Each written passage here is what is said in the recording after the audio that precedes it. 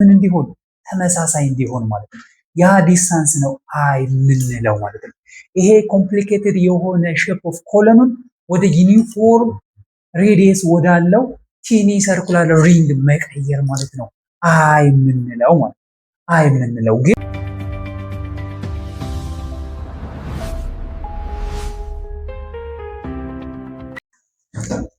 ይሄ የምታዩት ፎርሙላ ምን ይባላል? ሲሊንደርነስ ሬሾ ይባላል።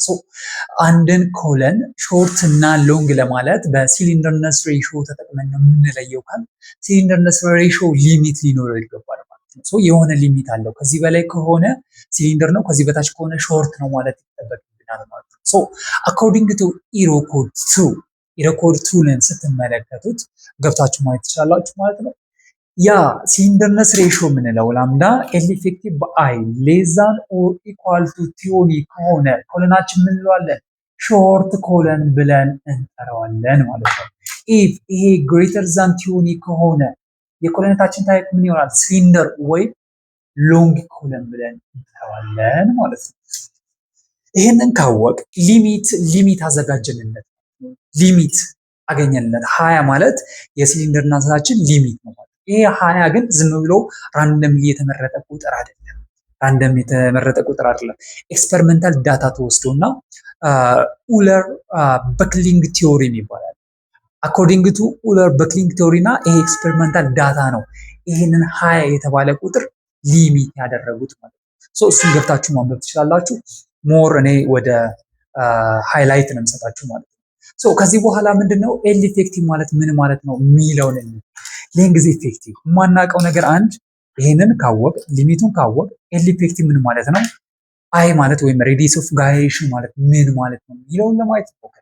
የመጀመሪያው ኤል ኢፌክቲቭ ማለት ኬ ታይምስ ክሊር ሌንግዝ ኦፍ ኮለን ማለት ነው። ይሄ ኬ ቫልዩ ነው ማናውቀው። ክሊር ሌንግዝ ኦፍ ኮለን ይታወቃል። ማናውቀው ማለት ነው ኬ ነው። ኬ ደግሞ ዲፔንድ የሚሆንባቸው ኮንዲሽኖች አሉ። የመጀመሪያውና ዋነኛው ምንድነው? ኢንድ ኮንዲሽን ኦፍ ኮለን። የኮለናችን ኢንድ ኮንዲሽን ምንድነው? ፊክስድ ቱ ፊክስድ ነው ወይ? ፊክስድ ቱ ፒን ነው ወይ?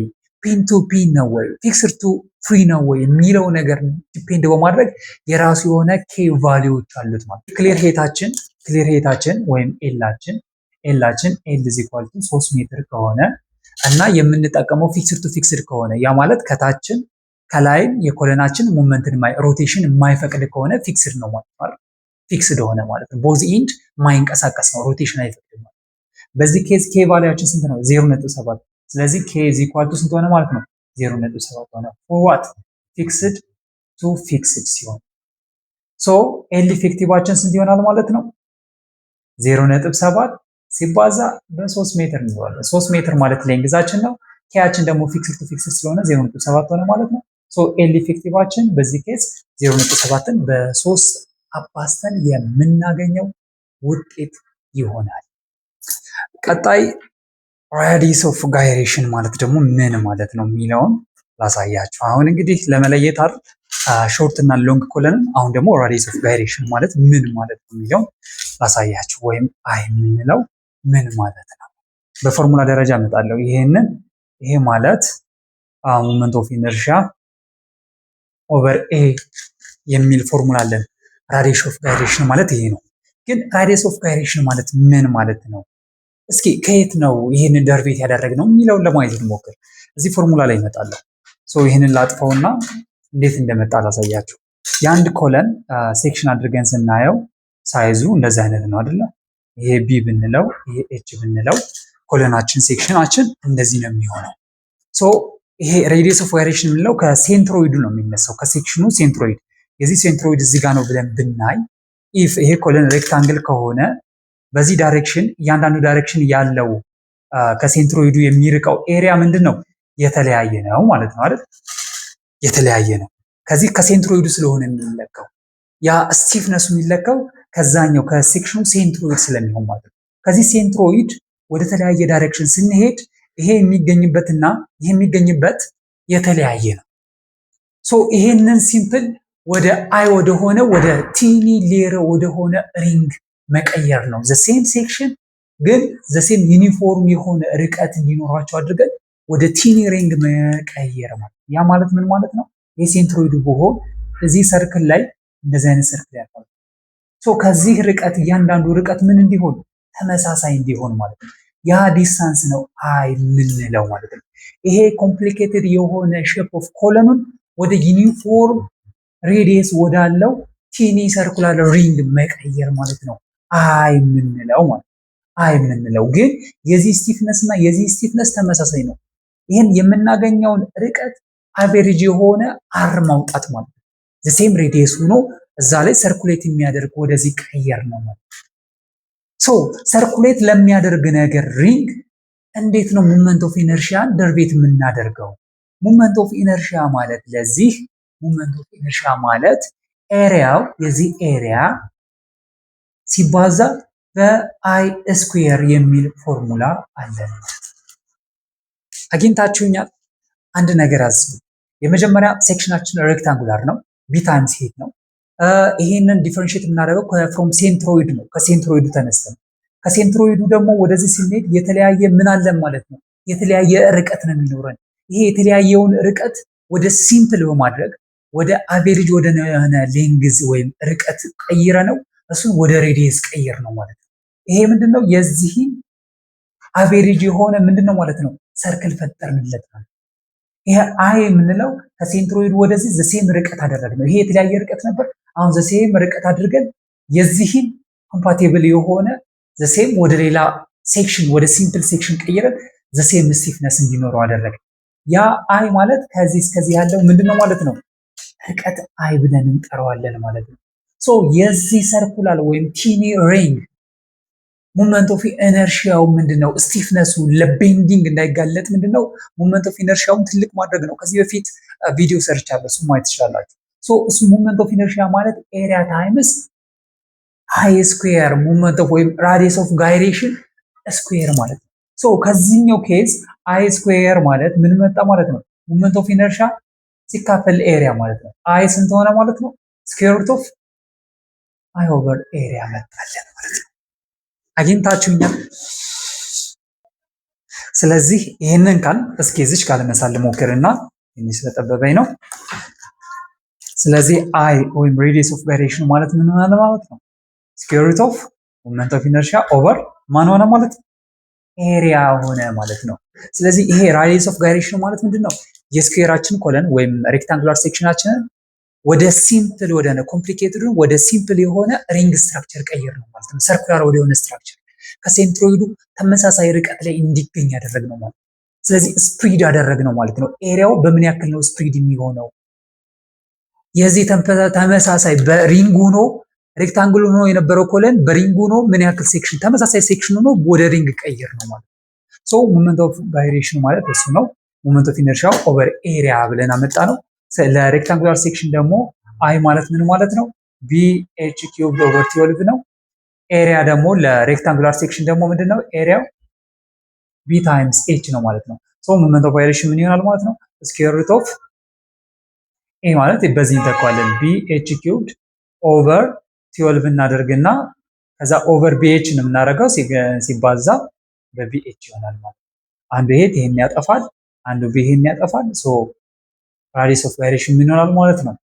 ይሄ ስኩዌር ሩት ኦፍ ኤች ስኩዌር ኦቨር 12 ይሆናል ማለት ነው። ይሄ ሲወጣ ኤች ኪዩብ ሲሆን ኤች ይሆንና ስኩዌር ሩት ኦፍ 12 ይሆናል። ራዲየስ ኦፍ ጋይሬሽን ኤች ኦቨር 12 አድርገን እናገኘዋለን ማለት ነው። ከዚህ ፎርሙላ ተነስተን አሁን እዚህ ጋር ልምጣ። ሲምፕል ያደረኳትን ፎርሙላ ላምጣት። አይ ማለት ምን ብያቸዋለሁ? ራዲካል ኦፍ ኤች ስኩዌር ኦቨር 12 መጣ። ይሄ ማለት ኤች ኦቨር ስኩዌር ሩት ኦፍ 12 ሆነ ማለት ነው። ኤች ማለት ምን ማለት ነው የሚለውን ደግሞ ልንገራችሁ። የአንድ ኮለን ሴክሽን ቅድም እንዳሳየዋችሁ እዚህ ጋር ቢ አለ፣ እዚህ ጋር ኤች አለ። የምንወስደው ኤች ማለት ሊስት ዳይሜንሽን በጣም ትንሹን ሴክሽን ኦፍ ኮለን ነው የምንወስደው። ምክንያቱ ለምንድን ነው መሰላችሁ? አይ በጨመረ ቁጥር ምንድነው መሰላችሁ? ከሴንትሮይዱ ኤሪያው ጨመረ፣ የኮለናችን ሴክሽን ጨመረ ማለት ነው። አይ በጨመረ ቁጥር ምንድነው? ሴክሽናችን ጨመረ። ሴክሽናችን በጨመረ ቁጥር ምንድነው? ራዲየስ ኦፍ ጋይሬሽናችን ጨመረ ማለት ነው አይደል? ራዲየስ ኦፍ ጋይሬሽን ጨመረ ማለት ደግሞ ምንድን ነው? ሞመንት ኦፍ ኢነርሻ ጨመረ ማለት ነው። ለቤንዲንግ አይጋለጥም። ሞር ስቲፍ እያደረግነው ነው የምንመጣ ማለት ነው። ስለዚህ አሁን የራዲየስ ኦፍ ጋይሬሽን ዋና ትልቁ ጥቅም አይታችሁታል ማለት ነው። ስለዚህ ራዲየስ ኦፍ ጋይሬሽንን ትልቅ የሚያደርግልን ቢድዙ ወይም ቢው ትልቅ ብንጠቀም እዚህ ጋር ትልቁን ብንጠቀም በኤች ቦታ ቢውንም ወይም ኤችንም ከሁለቱ መርጠን ትልቁን ብንጠቀም የምናገኘው ቫልዩ ምንድነው? ትልቅ ራዲየስ ኦፍ ጋይሬሽን ነው ማለት ነው። በትልቅ ኦፍ ራዲየስ ኦፍ ጋይሬሽን ተጠቅመን እዚህ ጋር የምንሰራው ሲሊንደርነስ ሬሽዮ ከሰራን በትንሹ የምንሰራው ሊወድቅብን ነው ማለት ነው። በትንሹ ያለውን ከሰራን ግን የትልቁንም አብሮ ሴፍ ዞን ስለሚያስገባልን ትንሽ ዳይሜንሽን ያለውን ነው የምንወስደው። በቃ ትልቁ ፐርፐዝ ይሄ ነው። እስኪ አሁን ለምሳሌ በኤግዛምፕል ላሳያችሁ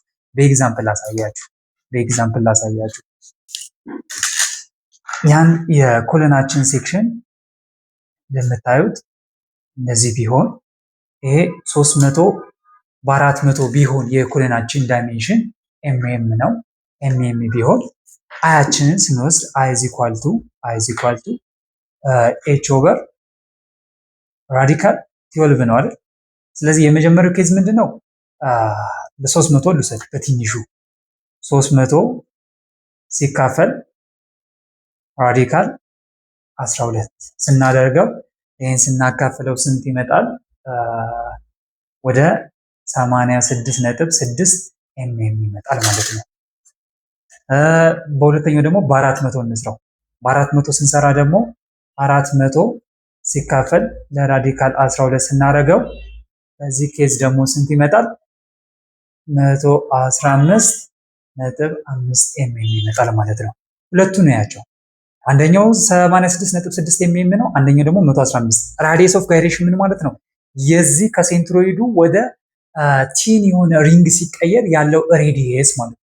ይሄው ማለት ትንሽ ነው። ራዲየስ ኦፍ ጋይሬሽን ትንሽ ሆነ ማለት ለቤንዲንግ የሚጋለጠው በጣም አቅሙ እየጨመረ ይመጣል። ትልቅ በሆነ ቁጥር ደግሞ ሴክሽኑ እየሰፋ ስለሚሄድ ለቤንዲንግ የመጋለጡ ነገር ሴክሽኑ እየሰፋ ነው ማለት ነው።